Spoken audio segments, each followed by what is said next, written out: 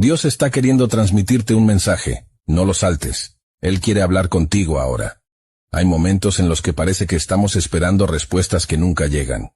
La ansiedad se apodera de nosotros, y comenzamos a cuestionar si Dios realmente está escuchando nuestras oraciones. Pero en Eclesiastés, capítulo 3, versículo 1, la Biblia nos recuerda que Dios conoce cada una de tus necesidades, y sabe el momento exacto en que deben llegar tus bendiciones.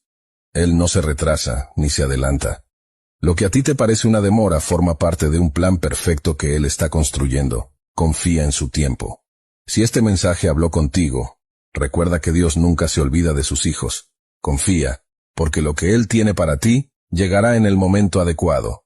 Si esta palabra trajo calma a tu corazón, deja tu like, y comparte con alguien que también necesita escuchar esto, y sígueme para más mensajes de fe y paciencia en el tiempo de Dios.